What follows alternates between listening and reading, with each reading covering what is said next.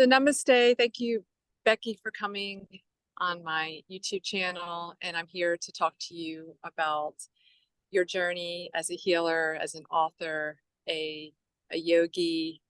You also are an inspiration to the world and a role model to the world. So I appreciate you taking the time to be here. It's an honor and blessing. And I just wanted, to talk to you because a lot of people are in a state of confusion, a state of doubt, uncertainty, fear, and they're needing healers and people to come together as one because we need to support and love each other and honor each other's journey. And maybe just talk a few minutes about how you got started before you became so accomplished and renowned and just this amazing woman, beautiful woman inside and out, how you started your journey. Just some details, how you began and what led you to the path that you are today and the amazing human you are today. Wow. Well, I want to say how incredibly humbled I am by your words. Thank you for that. And also that I am a mirror, right? A reflection. And checking in too, I know, are you getting a lot of background noise from the neighborhood? Is Zoom canceling out background noise? Are you getting background noise? Can you hear background noise? Okay, perfect. Great. Let me know if you can. There's some construction going on. Humans being humans all around. Yes. So I'm hearing your question, curiosity around how my journey began. Yes. Yeah. That's such a great question. And I feel like it began before my thinking mind was involved, right? It began when I was very young, and I was very blessed I am very blessed to have parents who raised me outside.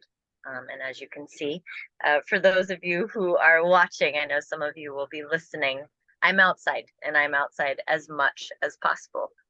And so the lessons began very early, being invited outside and being taken outside before I could walk, and then having a fly rod in my hand. My father raised me fly fishing and shooting bows and arrows. I have always been a very energetic human, and that's an understatement. And these practices that invite stillness and that invite paying attention, invite noticing. And then fast forward to right after university, I started practicing regularly in the studio with my mom. And I knew that this was important. I have a this moment memory. I call this moment memories, those moments in time that are forever ingrained inside of you. And I had been practicing asana, right, on a mat for maybe a few weeks. And I remember I was at my parents' house and I walked downstairs and I said, Mom, I know what I have to do with the rest of my life. I had no idea what it looked like. I had no idea where it would be.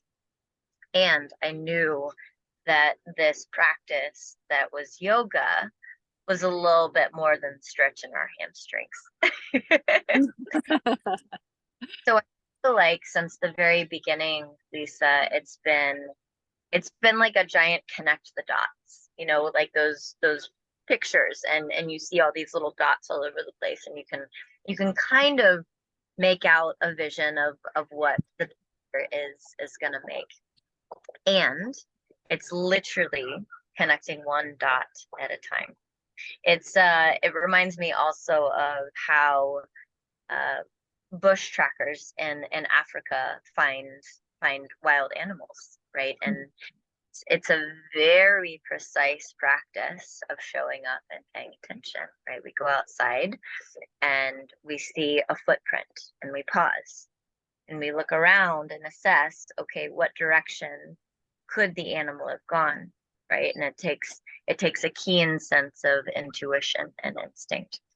And then we go to the next spot or the next dot or the next footprint, right? So it's pausing, paying attention, assessing, acting, pausing, paying attention, assessing, acting. And it requires this taking decision making to a place of discerning, right? Dropping out of the mind and into the body.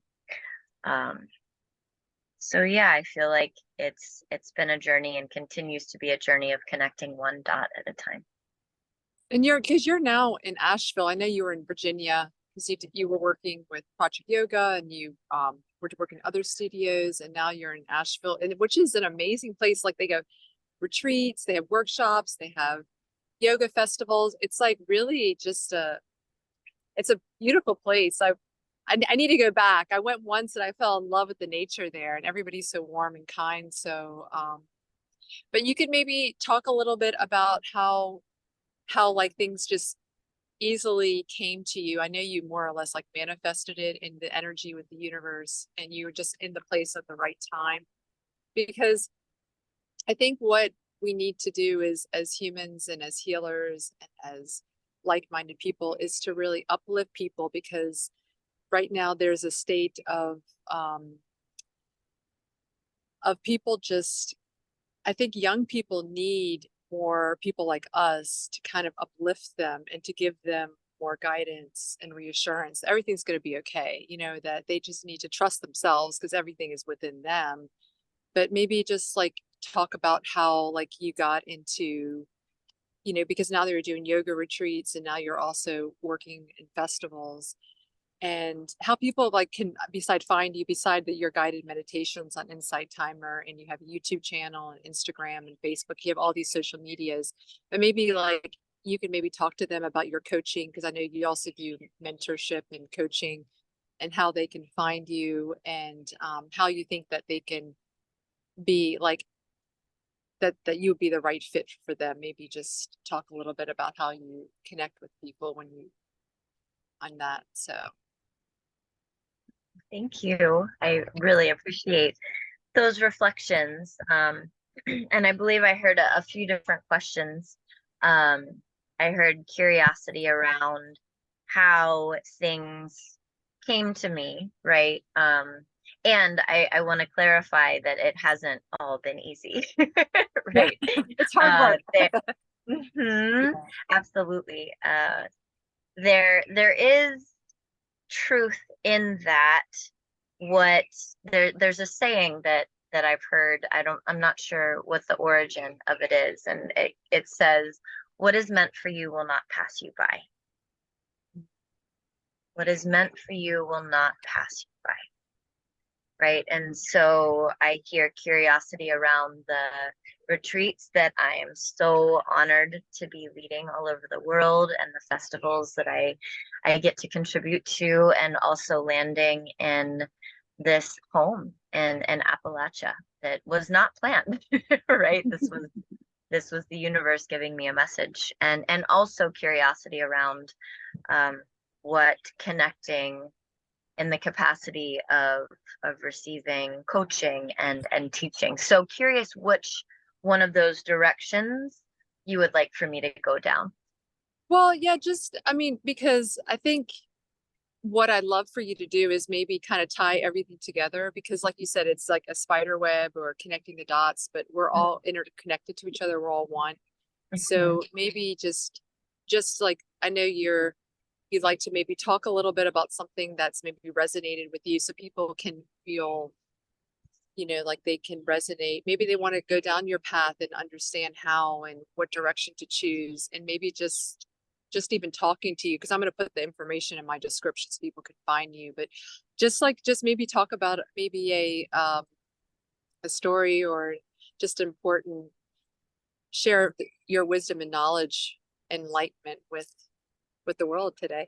So, sure.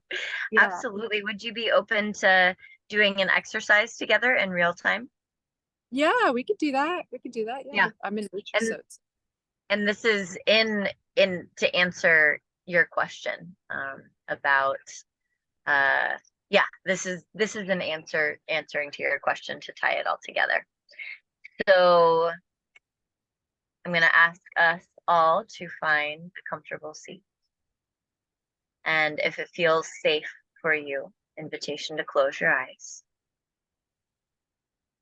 If that doesn't feel appropriate for you in this moment, invitation to soften your gaze down the tip of the nose. And let's take a moment to first come back to the body. John O'Donohue, the poet, the mystic, reminds us that our bodies know that we belong. It's our minds that make our lives so homeless. He goes on to say that guided by longing, belonging is the wisdom of rhythm. Our bodies know that we belong. And the answers that lie within the skin, the bones, this knowing. Bringing awareness to your breath without controlling, manipulating, just witness, be with the breath. Acknowledge this literal miracle singing forth your existence. So first, I'm going to invite you to say out loud the word yes 3 times. Yes. Yes. Yes. And 3 more times, I'm going to invite you to say the word yes, this time silently to yourself. Give me a little nod when you're through. So 3 more times, please say silently to yourself the word yes. This time, slow it down and notice how it feels.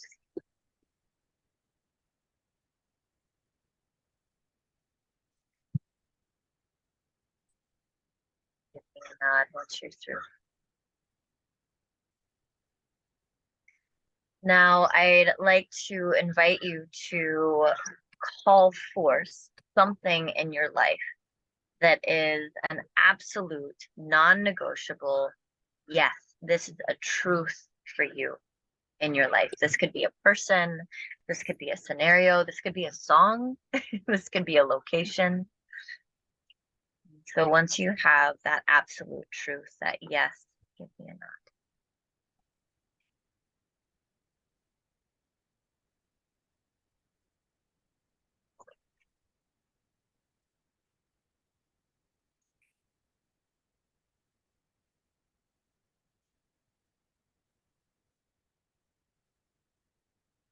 And then if you could distill that symbol of your yes down to 1 word, what would it be? And give me a nod once you have that word. Love.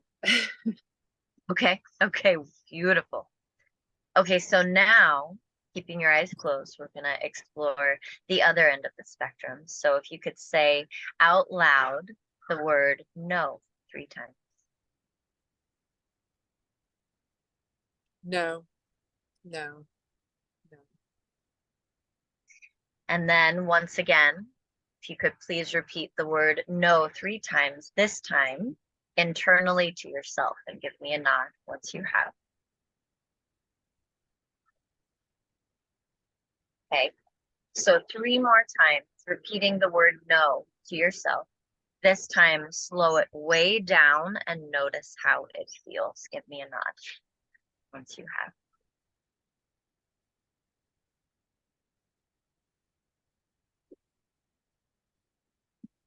Okay. So now, bringing to mind something in your life that is an absolute, non-arguable hell no. This is not true for you. And once you have whatever that, and please don't bring forth anything traumatic, as that will not be helpful for this exercise. So once you have your no, again, it could be a person, it could be a place, it could be a life situation.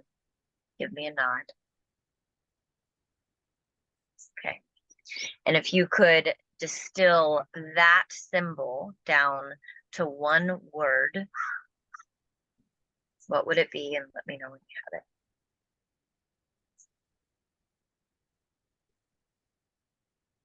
Negativity. Negativity. Okay. Lisa, thank you so much for doing that exercise. So I hear we have love and I hear we have negativity, right? You have this yes end of the spectrum and this no end of the spectrum. I'm curious, what did it feel like in your body when you were feeling and saying the word yes first? What did that feel like? Oh, uplifting, positive, reassuring. You know, whenever you like, I feel like the yes is like this, like, it's just an energy about it, you know, like a sun shining in your face, you know, so Mm. like, like, brightness. Uplifting, sun shining on your face, brightness, and even looking at your body language, I'm seeing this, right? It's like, here I am. Butterflies. Right. Yes, exactly. So on the other end of the spectrum, what did that no feel like to say that Dark, word? dark, fearful, just like it felt out of balance compared to the, you know, just kind of the energy is off. So Right. So dark, fearful, out of balance. And I'm seeing this now. It's almost like getting smaller, right? It's so beautiful watching your visceral response or your somatic response, your bodily response. Somatic meaning of the body, right? Yeah. And this exercise is somatic, right? And that has a lot to do with my answer to this question, tying it all together, right? From the retreats to the festivals to the coaching to feeling whether or not it aligns to work with a certain coach. We have this internal compass inside of us, Lisa. This yes, this love, this feeling of expansion, right? A bright sun on my skin. And we know what it feels like. No, right? This darkening, this feeling out of balance, right? This not feeling energetically right. So this is my invitation to you and to our listeners as they continue to explore what is right for them. And remembering that this is a spectrum. Sometimes it feels like an absolute hell yes. Sometimes it is like, this is absolute no. Sometimes it's out here in the middle, right? I've found is when it's here in the middle, it usually means that it's not yet time to know. Yeah. Right. And that can be really hard for the thinking mind, but I want to know now. I want to figure it out. I want to make the plan. Blah, blah, blah, blah. Right. And sometimes it requires this sacred pause and this waiting. And sometimes the yes, like I was saying before, it's not always easy. Sometimes the yes feels a little scary. For example, first time I drove into these mountains, I had never been to Appalachia before. And I was passing through, and every bone in my body said, "You're home. This is where you need to be." And I was like, well, I'm moving to Montana, first of all. And then also, this makes no logical sense. I had set up such a solid foundation in Virginia, and it's such an incredible community that still remains, so incredibly blessed for this ginormous backyard. That's how I like to look at it, and these connections all over the world. Right. So the thinking mind was like, this does not make sense. This does not make sense. What are you doing? This is insane. My body said, you need to go. This is your home. And you felt it all. You felt like it's like an instinctual feeling that it was almost taking over. Yeah. Yeah, exactly. Yes. So continuing to lean into that internal compass, and you can play with it you can play with it at the grocery store, right? Like you could play with it when it's snack time or time for a meal. What do I want? What feels the most yes? What feels the most no? Before you send a text message, before you have a conversation, before you decide to work with a coach or go to a yoga studio, right? This compass. Could you just tell them maybe a little bit about how you start your day? Because I know you do a lot of meditation and yoga, but maybe something to guide them on, like maybe an affirmation, maybe it's a prayer, but you know, because I think what I'm finding nowadays is starting your day is really important, obviously with positivity and some type of like relaxed state of mind, so your mind, body, and spirit can align. But maybe just kind of walk us through how you start your particular day and how, and I know every day is probably different for you because you do a lot, but just maybe just give us like an example and then educate us a little bit about it. Such a beautiful question. I love this question because in order to use that compass, that yes and that no, we need to be in our own gravity, right? We need to come back to center. We need to be attuning to our life and what's around us instead of becoming subsumed by it. So the way that I start my day is coming back to my gravity. I wake up when it's dark outside and I start, and this is very, I also want to preface this by saying my morning routine, friends, started with literally 30 seconds, literally 30 seconds. Now it's about 2 hours, right? It does not need to start that way, right? 30 seconds is where it began for me, pausing instead of doing 3 backflips out of my bed, right? So now I get up with the sun when it's dark, and I'm a very sensitive, highly sensitive person. So I've learned that coming to my senses gently in the morning is really important. So I pause before I get up. I stretch. I realize that I'm in a body. I kiss my fingertips and I start at the very top of my head and I trace my hands all the way down to the tips of my toes, thanking my body for another day. And then I touch my middle finger to the floor and then to my third eye. I'm not flicking you off to ground myself. Wake it up, yeah. Yep. And then I read from Mark Nepo's Book of Awakening every morning. And then I write in a journal this idea I got from Liz Gilbert. I ask love, what would love have me know today? I ask, dear love, what would you have me know today? And it's essentially, what do I need to hear, as if the voice of my best friend were talking to me to start my day. Love, what would you have me know today? And then I have some mushroom coffee. I am totally hooked. I can't drink regular coffee anymore. And the functional mushrooms work great too. I don't know if you ever try them. They're amazing. They're good for the brain too. Yeah. Yes, exactly. And not drinking coffee has had a pretty profound impact on my anxiety as well. So then I go outside without a device. Rain or shine, it can be torrential downpour, I will go outside. I leave my phone inside and I go and I wander for an hour. And I ask myself when I get outside, how do I want to feel today? Every day I ask myself, how do I want to feel today? And if I've had some dreams the night before, I have some dream exercises that I do as well. And then I listen, and with no agenda, and I allow myself to have that hour outside. And my phone is on do not disturb also in the morning. I wanna say that. I also left out, I do a guided meditation most mornings as well. Sarah Blondin is my favorite. She's on Insight Timer. So that's another part after Mark Nepo. So that is how I start my days. And majority of my life, I am an Enneagram 2 to the T. Majority of my life, out of fear, right? Subconscious fear, I started my day for others, responding, making myself available immediately. And what I've learned is to be able to show up for others from a place of full capacity. I have to start my days quiet. I have to start my days slow, and I have to start my days outside. That sounds wonderful. That's a dream. And then I guess I'm sure like your evening is like you wind down after dinner and meditate and probably go to bed pretty early, since you're up at like what, 4 a.m. You're up at 4. Not at 4, definitely not. Okay. 5. if I'm in Africa, I'm like a little kid before Christmas when I'm at 4 when I'm in Africa, and I will get up around 4 then. But here I start waking up around 6:30.